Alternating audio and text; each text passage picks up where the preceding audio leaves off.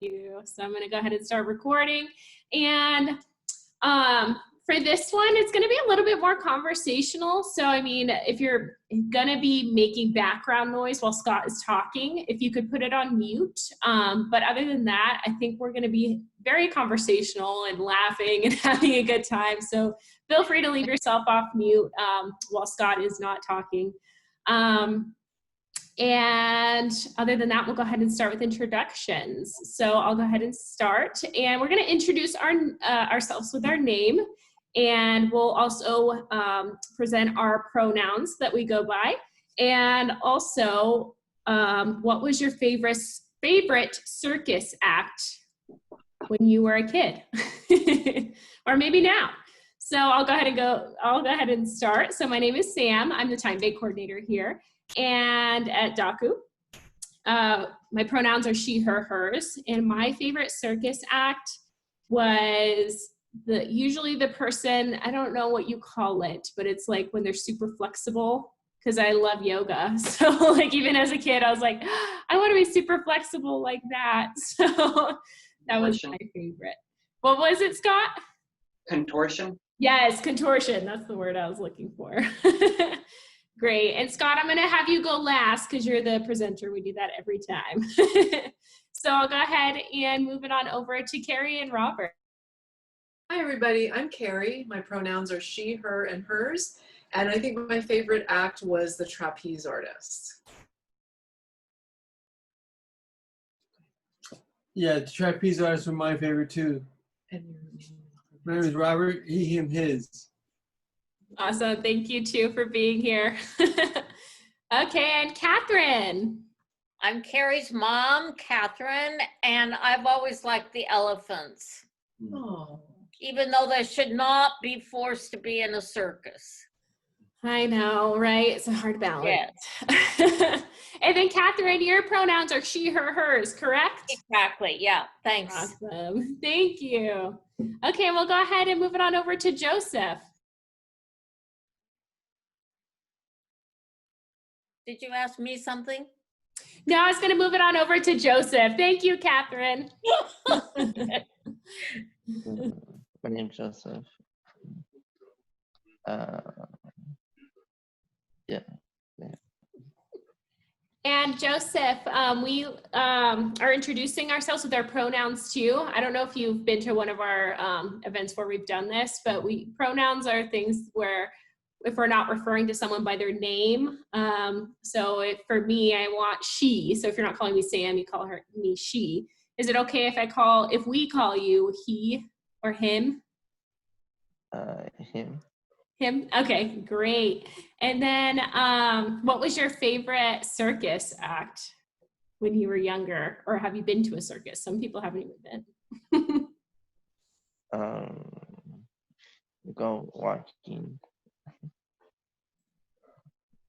What was that? Walking. Walking? Yeah. Oh, okay. Can you explain exactly what that is? Because I don't think I'm familiar with that one.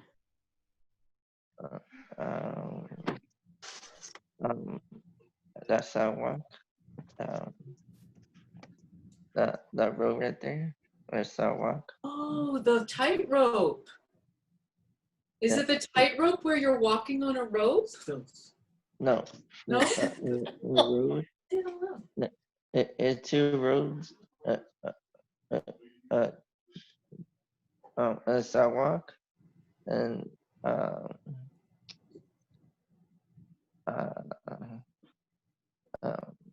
it's two roads, two cars driving, and two roads.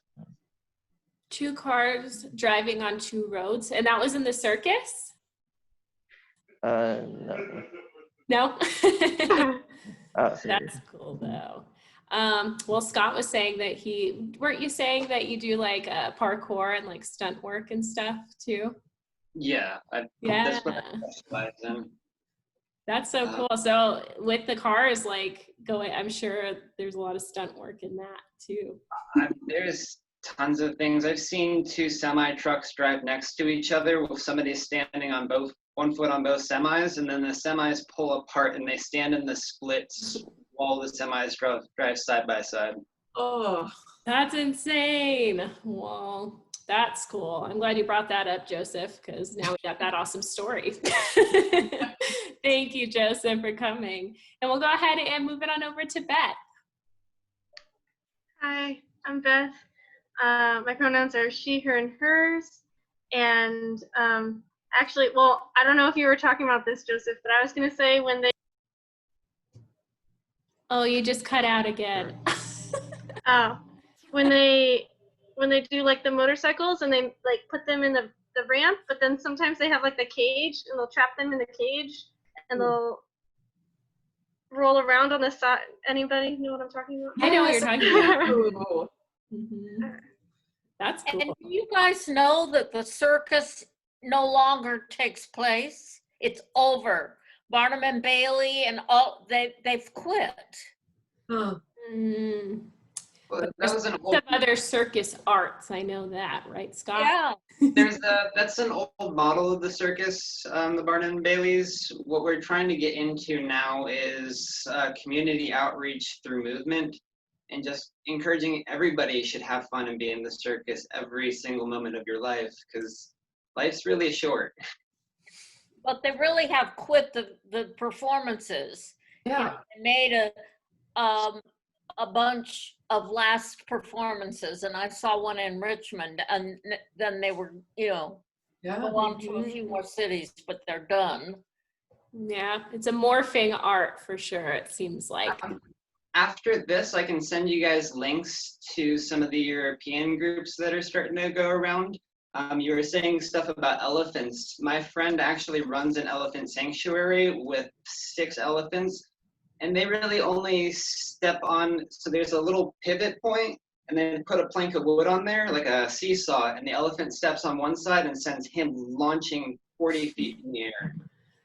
But the elephants have a blast, and they were saved from very cruel lifestyles already. Oh. Now they That's just what I like to hear. That's so cool. circus isn't dead. The circus That's is- awesome, Scott. Thank you. Yes, definitely. Very much alive today, and we're going to be a part of it today with our juggling skills. It's like Dumbo, the movie. Dumbo, yes, I used to love that movie. Okay, we'll go ahead and move it on over to Mikhail and Aaron. Go ahead. My name is Erin. My pronouns are she, her, hers, and I've never actually been to a circus. But I'd say if I was there, my favorite part would be the lions and the tigers, even though that's kind of cruel to the animals, but Erin likes cats. I do. The big cats. And I am Mikhail, they, them, theirs. And my favorite part is the acrobats. Awesome. Well, thank you both for being here. And then we'll go ahead and move it on over to Tess. Hi, I'm Tess. I'm she, her, hers. And my favorite, well, I've been to 2 different circuses. There was a water circus. And it was really interesting. It was pretty cool. That is cool. Yeah, just like what we were saying, like circus doesn't have to be the typical circus we think of when we're kids. Now it's very performative and really cool. Mm-hmm. Well, thanks for coming, Tess. And Susanna.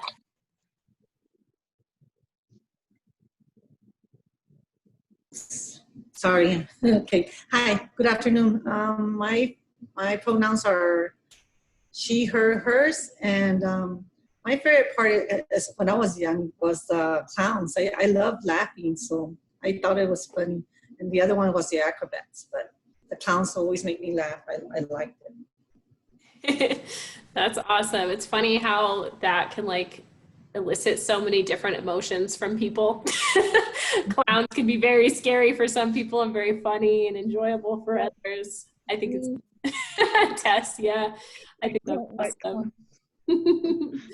When they would get the pail and it's like they were gonna throw water at you and it was all that. I know. When I was little, to me it was so funny. Like I know, exactly. It was just confetti falling out of the pail. Yeah, well, I thought that's what Joseph was talking about at first when he said cars, and I was like, oh, like on the clown car, like 50 people packing in the little cars. Awesome. Well, it looks like we have one more person joining us right now. Kay, if you could hear us, welcome. And you joined just in time. We're doing introductions, and we've fallen right on you. So if you want to introduce yourself with your pronouns, and also what your favorite act in the circus was or is. My name is Kay. My pronouns are she, her, hers. My favorite act in the circus, maybe the trapeze. It's a common theme today for sure. It requires a lot. Hi, everybody. Thank you for coming, Kay. And last but not least, we'll go ahead and introduce our host today. He is from Project in Motion, which is a nonprofit a nonprofit dance company. And they also do circus type classes too. So I'll go ahead and let Scott introduce himself and Project in Motion here now. Thank you, Sam. So I'll start off myself. I professionally throw myself off of rooftops and do acrobatics. I've been doing parkour and free running for the last 12 years or so, but I've always been climbing trees. That's just something I never broke as a kid, besides all the bones. So continuing on, that Project in Motion is a nonprofit dance company. We really try to outreach to talent and pull talent in, and that's the whole entire city of Las Cruces. So every person we can reach out and show some kind of movement to is our goal. Because yeah, when you sit around too long, it becomes unhealthy, and it drains energy just sitting there. It's kind of counterintuitive that you have to move around to gain energy, but let's move, I guess. Yeah. And then before we get started, Scott, would you mind telling us how you would like us to refer to you with your pronouns? Thank you. I'm going to go he, him, his, please. Great, thank you. And before we get started too, I just wanted to point out the similarities that you just said and our organization. So Scott, I don't know if you're familiar with our time bank, but our time bank is, we base same thing. Like it's a service-based exchange. So everyone in Las Cruces has something to offer. So I just see the parallels there where people exchange services in the time bank, but in Project in Motion, everyone has the ability to move and inspire this movement. So that's awesome that it connects so closely to what we do here too. Yeah.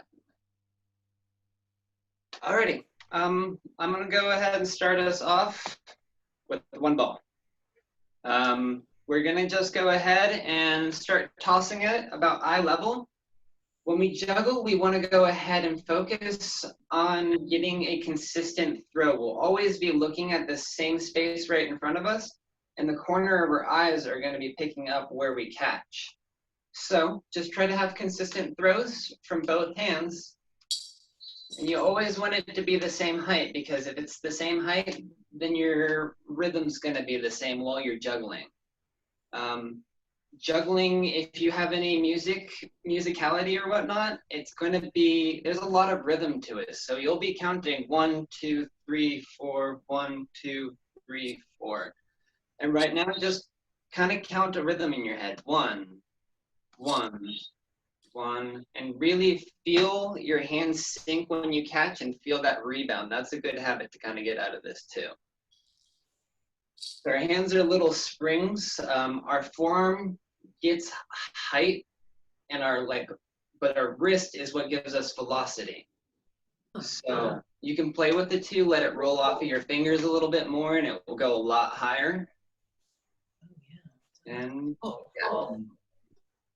when we juggle, we're only having one thing in the air at a time. You don't really want to overcomplicate anything. It's just a single ball in the air at a time. So one ball is always just in there. So we're gonna go ahead and get into the first progression of this. Just like we're doing with the one ball and we're throwing it back and forth, we're gonna throw one ball from our hand. It's gonna go up, and when it hits this top point, we're gonna let it fall into this hand. But before it hits there, we're gonna throw this one up and have it go to the other hand. So it's gonna look like a 1, 2. 1, 2.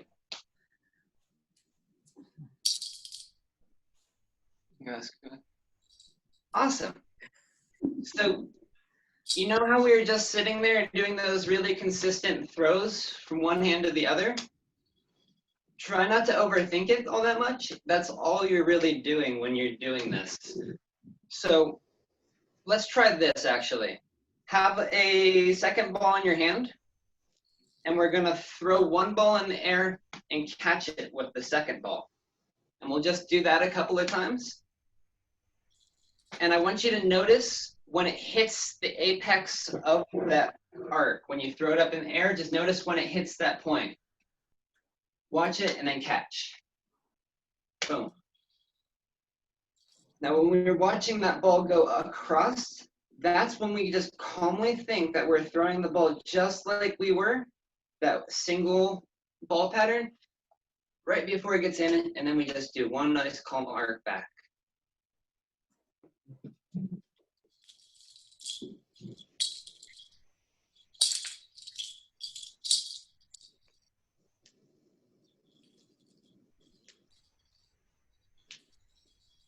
Great.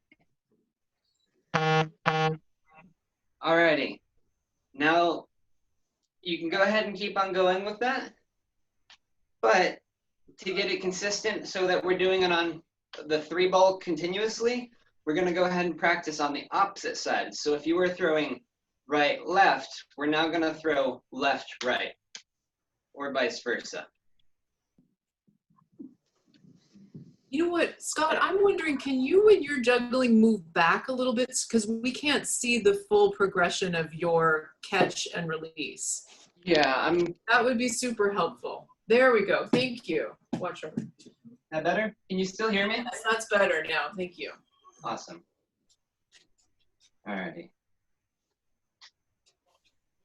So, yeah, I'm going to go ahead and just do that one ball again so you can kind of get the understanding. And then right as it goes up, 1, 2, right? Watch that ball come in, and right before that ball comes in, we're going to throw the other ball up in there, and then we watch it go to the other hand.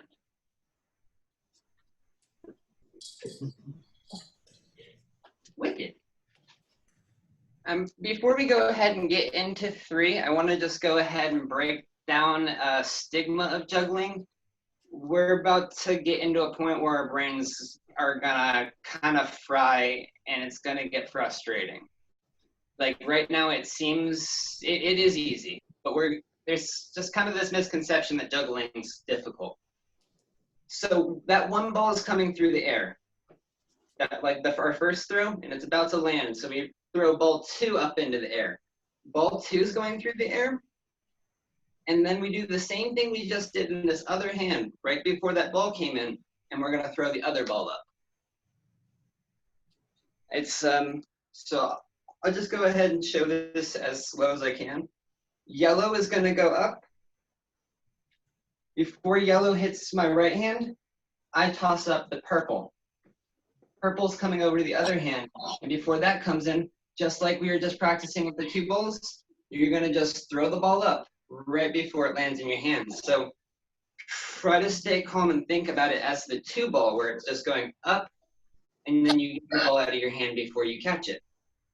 And then coming to the other side, you do the same thing, and eventually it's just making sure that your hand's empty so you can catch that ball.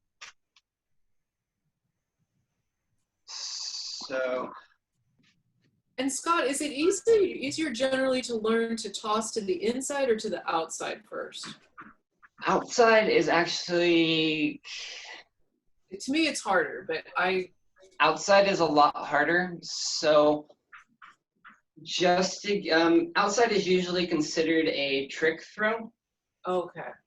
So underhand's the generic usual one, but then we can start going overhand like this. Okay. But underhand's a lot easier because when you do overhand, you have to watch the ball come in like we have been doing. Move your hand to the side and toss it around the top of it and have this continuous arc of throwing it over. And you have to have good object tracking before that becomes comfortable, I guess. So we're strategy for just regular two ball. It's like, I feel like I'm a little still rusty on that. Or like, is there really think consistent throws. So instead of thinking I'm going to toss this ball over to this hand and then already thinking about throwing this ball in the air, think about the first ball and only think about the ball that you're throwing into the air at that time. That's what's going to help you pull away from the distractions of other stuff and focus in on those split seconds. Because when we juggle, we're rewiring our brain to react quicker and faster to a lot of stimuli. We use juggling as a way of teaching our students to go ahead and fall safely. Because when we're falling 20 feet from the air and we're about to hit the ground, we have to choose how to safely land. And when you're in the air juggling something, you got to just make that quick reaction. And when your brain becomes calm and complacent with such a chaotic order, it's a perplexing new world for you to explore. That's cool. Just like mental health. Let me go ahead and get into some two ball things. So let's take a step back from three ball that we have that concept down, and we'll move into a two ball trick. So we'll move back down to two, and we're gonna practice one hand, just a single hand. So I'm mainly right-handed, so I'm gonna practice throwing 1, 2, and catching with the same hand. 1, 2. So let me go ahead and just get into throwing and how we go ahead and hold things with our hands. We have a bunch of different pockets that we go ahead and hold the ball. There's a pinky pocket, there's an index pocket, and then there's the thumb pocket. And you also have one up here in the ring finger if you're getting into 4 and 5 ball. But right now when we're doing two ball, we'll be holding one with our pinky in the inside of our hand right here. And then the other one's going to be in our thumb and forefinger. When we are juggling two ball, we always want to kind of flick off the end of our fingers. And so we start with the front ball in between the two pinch fingers. We throw that one up and then the other right behind it. I like to think and tell myself something when I do this. I go, fingers, palm, to let me know which part of my hand I'm using to release.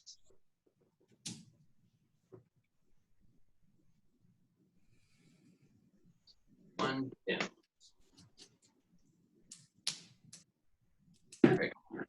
And then to get juggling, the definition of juggling really is to get past a flash. A flash is being able to get all of the objects in your hands to make one rotation. So if I have 3 balls, that would be 3 throws.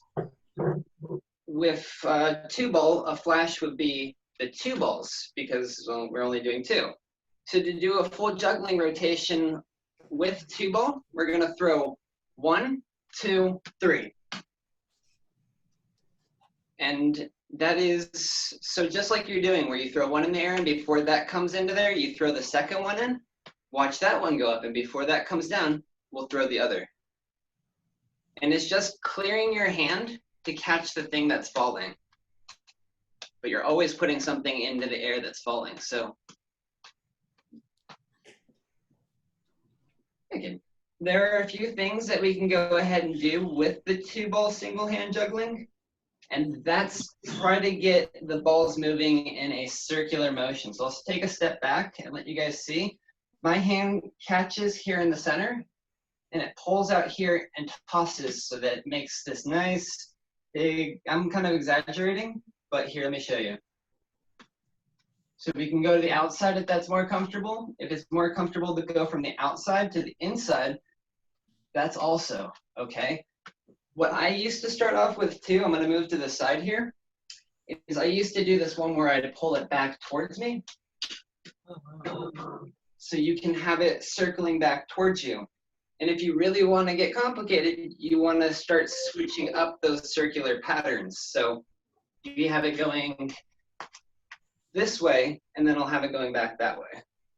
So circle.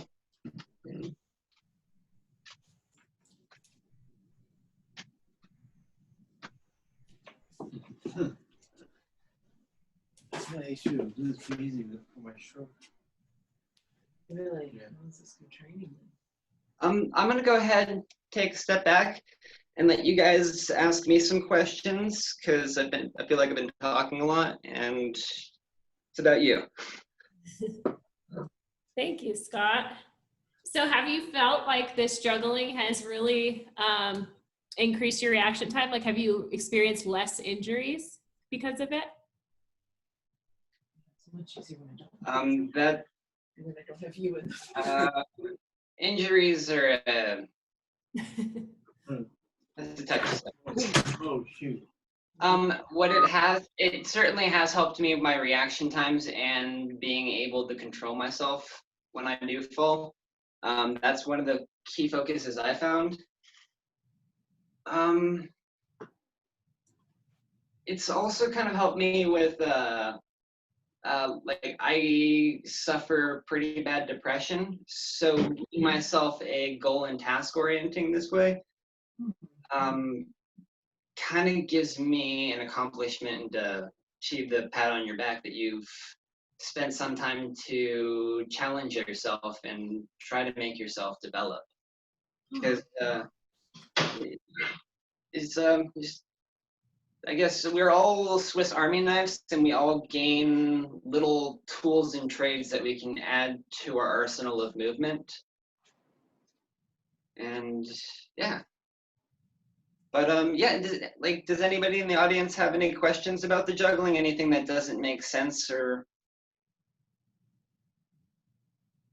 Scott, do they use juggling to help people recover from things like strokes, or is it like a therapy now in some ways, or no? Do you know? I'm not too keen on that. I could look into it. I know that when I can only speak from personal experience, when I did physical therapy, they would mainly have me do stuff like play with resistance putty. Right. I'm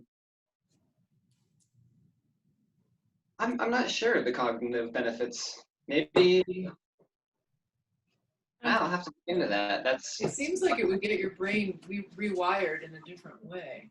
Yeah, definitely. It's like connecting both sides of your brain. It's crazy.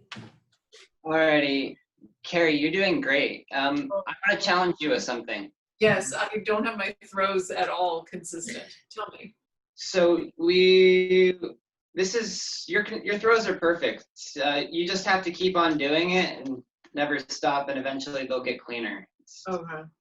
It's more of a muscle memory thing than anything. So right now, our arms aren't used to being in this loaded positions, trying to focus on something so innate.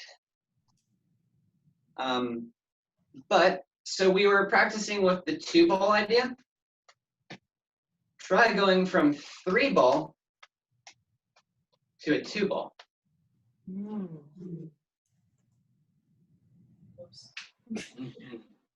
And this all just comes down into watching the ball that you just threw out of your hand, because the ball that's in the air is the only thing that's ever doing anything. So we're juggling, and I'm going to choose the yellow ball, and now I'm going to just circle it in. And now to start the rotation from 2 back into 3, I'm going to take the yellow ball here and throw it to the other side. And now I'm in here, and now I'm back into 2, and I throw it back to the other side.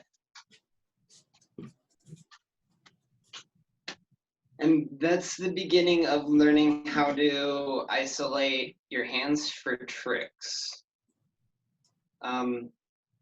But it's always just having one ball in the air and watching that one ball in the air. And before that ball is about to land in the other hand, you're manipulating the ball in your hand to do a separate arc for you to catch with the other hand. And it's just a cascading, repeating, it's almost like entropy, because you're always having to lose something from your hand to gain something. We want to get into the physics aspect of it.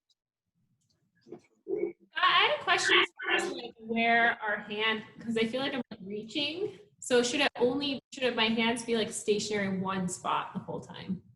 Yes. So usually if you're standing, you feet shoulder width apart, you have nice little loose shoulders. You want to roll them a little bit.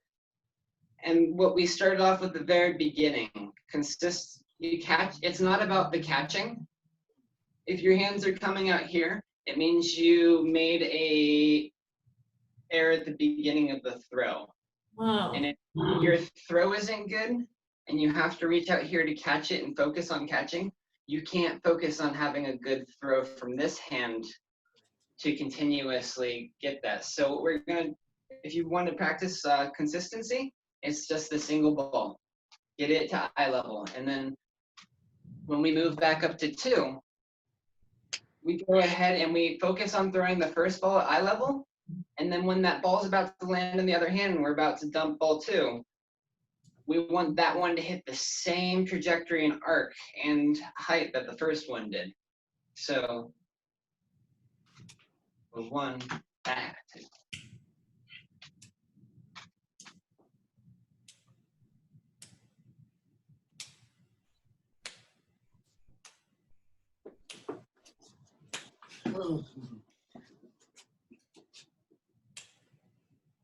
Yeah, I'm still definitely just on the one ball throw.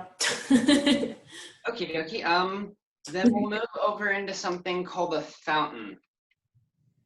We're gonna go ahead and go back to 2 ball.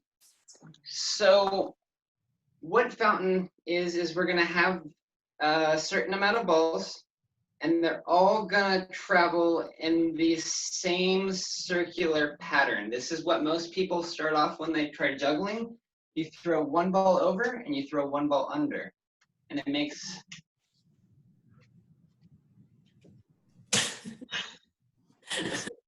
so you toss one ball up in the air and then you just kind of hand the other ball to your other hand. So I'll step back, the one ball goes up, hand over.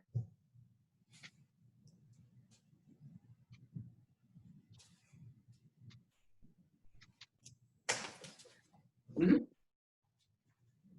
And to make your bottom throw a little bit easier, make that top throw really lofty and archy and get that nut. Make sure it's at your eye level. So it hits eye level, and when it hits that top of that peak, that's when you know it's time to switch hands down the bottom. Boom. Top, switch. Top, switch. Top, switch. Okay. And now try the other direction.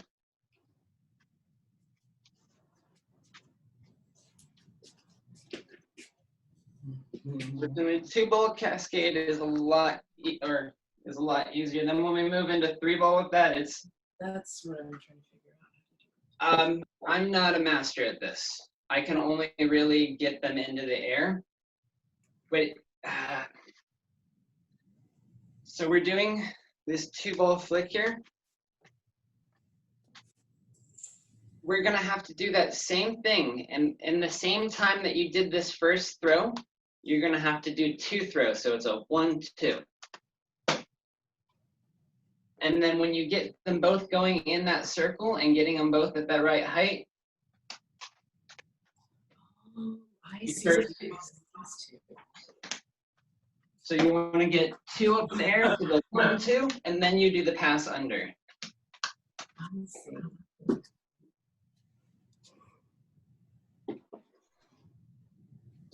But this one is by far one of the hardest to achieve and this one's a physical motion. So with like the underhand regular juggling, that's a mental game. It's not very physical. But with this 3-ball cascade, you are having to engage abs, a lot of one bicep, and it's a very ununiform motion. So I would consider it up there around a 6 or a 7 on the difficulty of juggling tricks. Let's go into another trick now that we're getting into a bit more interesting ball manipulations. We'll go back down to 2, and we're going to learn columns here. So when we were doing 2-ball and we're making circles with it, that's the usual consistent way, but we can also have 1 ball traveling in this column right here, and then 1 ball traveling in this column. So we keep them separated.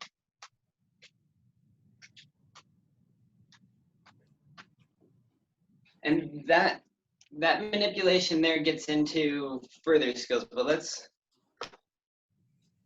so when we are doing this, we really want to focus on getting a ball to go into a column, moving your hand over to the other side, and then getting into that column.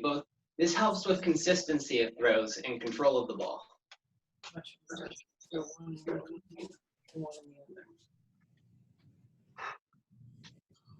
So one goes up here, and when you catch it, you move the other one that goes here. 2 balls, 1 hand. Yeah, yeah. Oh. It's not in a circle. Right. Great, yes. All right, and then I'll give you kind of a practical application to go ahead and apply this skill to. So while we're doing a 1-ball, while we're doing 2 balls in 1 hand, we can go ahead and have our 3rd hand doing some artistic things. So we can, there it is.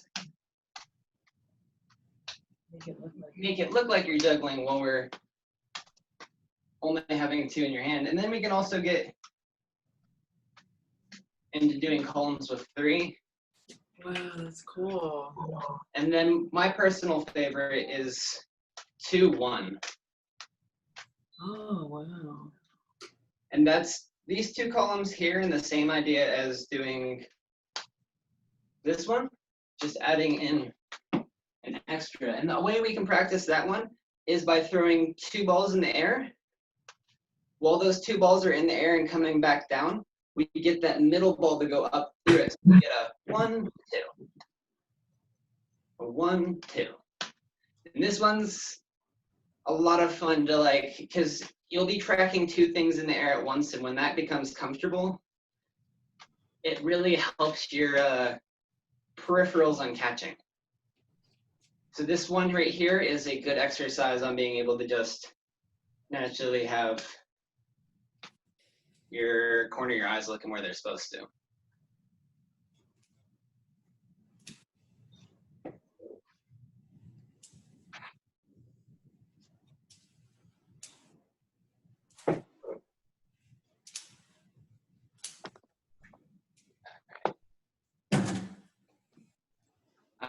I will be right back.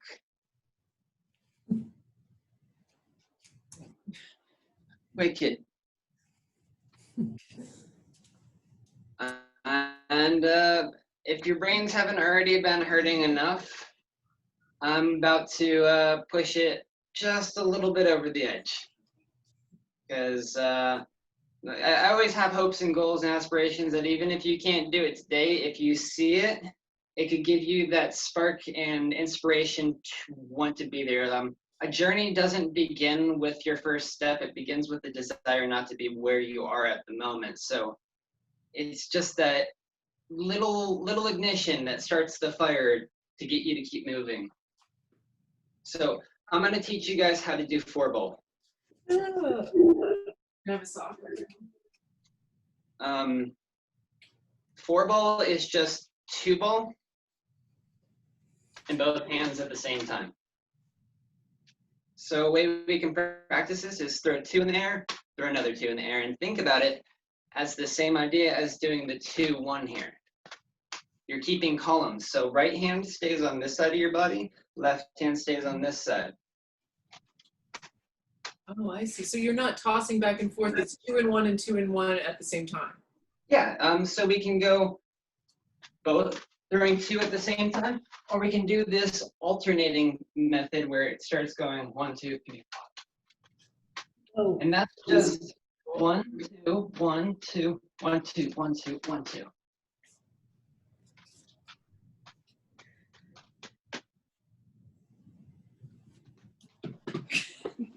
And a good way that I liked breaking this is by doing 2 ball in one hand and really focusing on that 2 ball and then trying to get my other hand to do what the other one did. So I'm doing 2 and 1, and now I'm going to try repeating and copying that same motion on my other side of my body.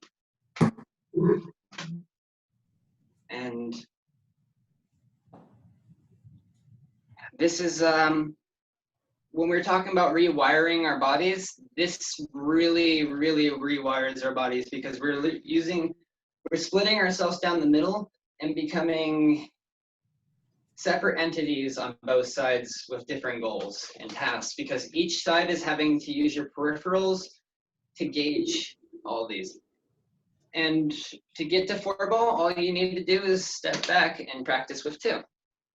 The better you can get at 2 ball juggling, the closer you will get to 4 and 6 ball. Any even number juggling, you will always have it split down the middle. So if I'm doing 6, that means I'm doing 3 ball juggling in one hand, 3 ball in the other hand.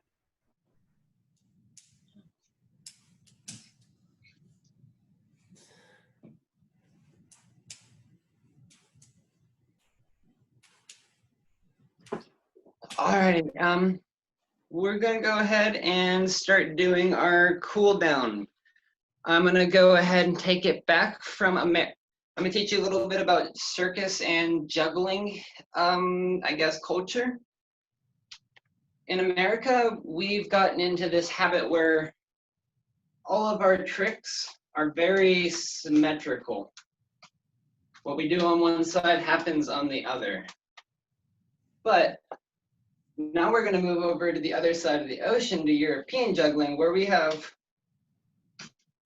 oh, cool.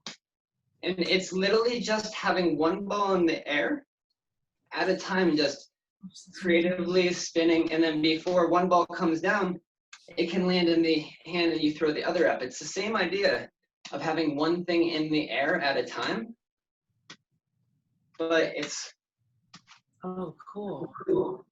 Adding movement. And I personally like this better because when you're starting to learn how to juggle, you'll screw up and you'll have to go catching things all over the place.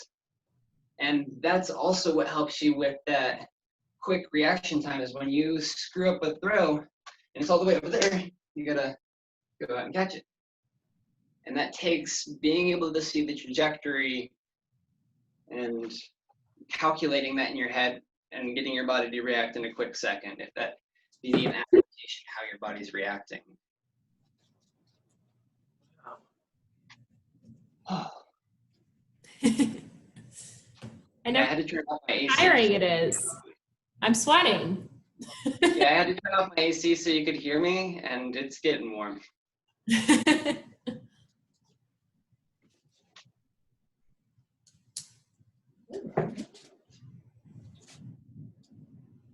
But yeah, so we'll practice kind of a concept with European juggling, which is where we'll take 1 ball in the air. We'll have our 2nd ball underneath that, and we'll drop 1 and throw 1 up in the air before it lands in that hand. So we'll drop the top one. As the top one comes down and it's about to land in the bottom hand, we get rid of that bottom hand and try to get it into the other. I did it! No.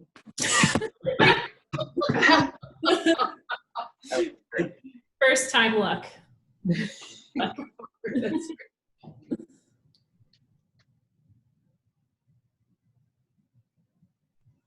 Oh.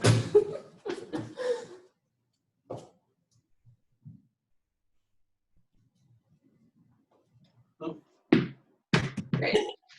Now that we're used to that kind of irregular throw, we'll try this one.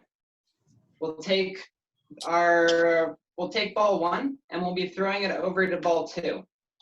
Just like we were doing when we were throwing the ball up before it lands in that hand, we're gonna throw it up and then recatch it in the same hand you just threw it from. So ball 1 goes across. It's about to go into the hand. We throw that ball up and then we just let it fall back into our hand.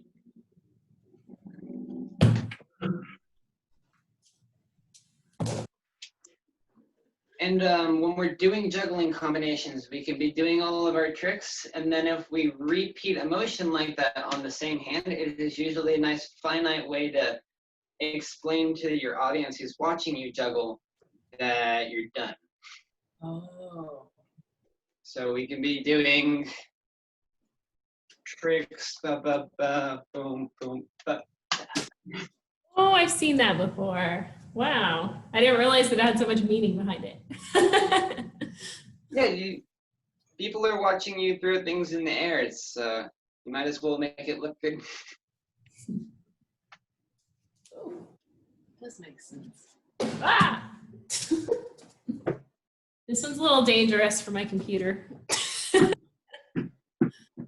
Yeah, the amount of times I've tried filming my juggling things and had my phone crack because it fell off the fence or something. Oh.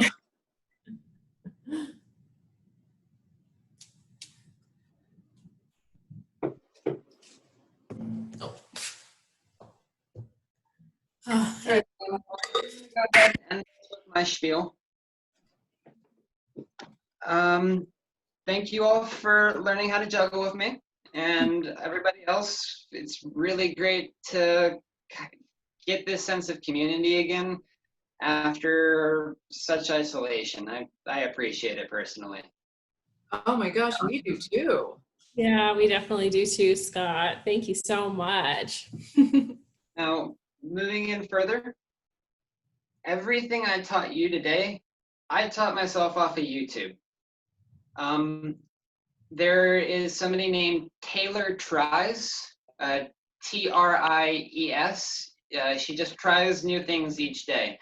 One of her big thing is juggling. She has really in-depth YouTube tutorials on how to do everything under the sun. Like there are tricks in this game where, so we're doing that underhand throw where you're talking about going to overhand. If I were to break down the overhand throw and I did over 2 overhands and then under those 2 overhands, oops, I threw 1 under. It's something called Mills Mess. So over, under. Oh my gosh, yeah. I've seen that before. That's so cool. But everything here is always just keeping 1 ball in the air. Even if it looks really complicated like this, there's only 1 ball in the air. As long as you're doing 3 ball. If you move to 5 ball, good luck. If you get 5 ball, please tell me and you can have my job. Wow. Yeah, I forgot where I was going with this. Well, does anyone have any questions at all for Scott? So again, Scott works at Project in Motion too. It's a nonprofit dance company. And maybe Robert, even if you want to talk about your experience working with them too, if you feel like it. I filmed the performances with Hillary about 7 or 8 years ago, Scott. I filmed all those performances that Hillary did. Aerial dance about 5 or 6 years ago. I filmed about 3 or 4 of them. Were you part of the company while Angel Flores was there? When was that? I don't know specifically. He had done one of the wheelchair routines out in New York. No, No, I didn't no. see that. I started with her about 10 years ago Okay. and stopped about 7 or 8 years ago. Alrighty. Moving into Project Emotion, come September 13th, we're going to let everybody transition into school, but we'll be holding something called Circus Week. We'll be teaching skills from juggling to poi, which is those balls on a string. Oops. We'll also be doing acrobatic hula hoops. We'll be doing yoga, flexibility, contortion also. I could teach you guys how to dislocate your shoulder if you really wanted to. I've always wanted to do that. But we really encourage people to move. In this moment, we can't do in-person meetings. We have things called a Rasier wheel, which is that big metal hoop people stand inside of and then spin around inside of. That's something I specialize in. Come next year, I will probably start doing privates in those. We have aerial silks that we'll eventually be getting back into. But specifically with Circus Week, it'll be all online like this is. About 30-minute courses. There'll be 4 courses each day, so you can pick and choose depending on your availability. And I'll go ahead and get Sam the information if you folks are interested. Cool. Hey, Scott, are those for a fee? The workshop for the Circus Week? Yeah. We're trying to go ahead and get state funding so that we can make it free to a big group of people, but we will go ahead and get you information on that. Personally, I'm the one putting it together, so we'll probably figure out a way to get you folks a discount. Ah, that's awesome. I really appreciate you all trusting me and giving me your time. It's a really, really huge compliment. Thank you for doing us. That's a huge compliment. Trust me, everything you need to learn is off of YouTube. I taught myself how to be a stuntman for the film industry. I taught myself every position in the film industry off of YouTube. I'm a college dropout. I'm not encouraging people to drop out of college, but you could pick up nonsense off the ground, like 3 things you can pick up off the ground. And you can juggle anything. So have fun. I hope you guys find yourself compulsively dropping things all the time. I know, it's to the point where my oranges are just like mush now. I didn't think about it and it started leaking out of my hand even. I know. So much. At least it smells good. Yes, very good. And you warned me of that, Scott, to begin with. Like, oh, I don't know, it's gonna be on the floor a lot. Awesome. Well, is there any other, how we can find you? Do you, like, you guys have a Facebook. Is there anything else that we could find you? You have a website or any promotions like that? Yeah, our website's projectemotion.com. It's pretty simple.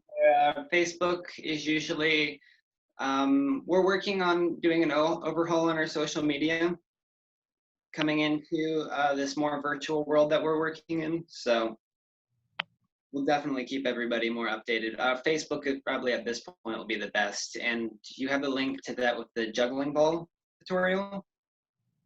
We'll trying to put together 2 tutorials each month on the website as well to continue people's movements, and yeah. Awesome. Well, thank you. Is there any last words as far as what this type of, I want to just call it all an art form, just like circus in general, like how it has changed your life at all? If you could just speak just very briefly on that before we go today. Am I allowed to go a little dark with it? Yeah, definitely. We definitely have a welcome space here for anyone. And I didn't have the best upbringing. it was hard to gain confidence in myself. And it wasn't until I started teaching myself parkour and these acrobatics that I learned how to trust myself. And it wasn't until I threw myself off of a roof and survived it that I stopped wanting to jump off roofs and end everything. And it's being able to do these skills and being able to, like I said, overcome these challenges within ourselves is an everyday battle that we struggle with each day. And if we can escape the torments of reality and get into something that can help us focus on developing and not focusing on anybody else's point of view, you just need to be better than you are like 5 minutes ago. That's all you need to be. And movement's done that for me. Everybody was pushing that I need to go to engineering school and physics. I had a double major with a double minor, and there were times I ended up in the hospital because of it. My family has a lot of mental illness going through it, and I'm kind of getting the genetic backlash of all of it. And through movement, I'm able to go ahead and keep things, I guess, in check mildly. So my goal personally is, because I taught myself all this off of YouTube and it's essentially just free knowledge out there, I want other people to know this too, if it can help bring this kind of happiness and self-trust to others. So I hope everyone is encouraged to move. At least go on a walk. Take dogs on a walk. All your dogs need to go on a walk. Definitely. Thank you so much for sharing that story, Scott. I know it's very personal, so thank you for trusting us and sharing that story, because it really inspires all of us. And when you share your story, you realize that it's the story of a lot of people too. So thank you for sharing that. And thank you so much for taking us on this journey today, where it was both physical and mental. That's a beautiful thing, and not a lot of people can do that. So thank you so much for coming, and thank you for sharing your story and your talent. And yeah, if you want to send me all that information, I can get it out to all of our community members. Other than that, I think we'll go ahead and say bye to everyone today, but we do it in a very different way, because it's really hard to end just saying bye. We like to have some closure, but first I'm also going to do some quick announcements for our organization too. So there's this new what do you call it, a workshop with Las Cruces Museums. It's called the Black Experience in Las Cruces. I just shared it on our Facebook page. If you all want to join it, it's going to be really good. It's just really experienced and local people that share their experience in Las Cruces, and it's a workshop discussing these issues of being the Black experience in Las Cruces. A lot of people think that there is not racism here, but it clearly is from this workshop. So definitely encourage everyone to join that. And then also, one sad thing today is that it's Beth's last day at Beloved. Beloved is a very close organization to us, and Beth has been just such an amazing person to work with, and we are sad to see you go. But we're so happy for you, for your future. So thank you so much for everything you've done, Beth. Even though we haven't worked together very long, I mean, we have, it doesn't seem long because we're online and stuff, but we really appreciate everything you've done with Daku and working with us. And I just hope you know that Daku, you mean so much to Daku, and you're always welcome here. Thank you guys. I'll be around still. Also, even though it's my last day, I'm turn anything in. I have till the is it not? It's not again, yeah.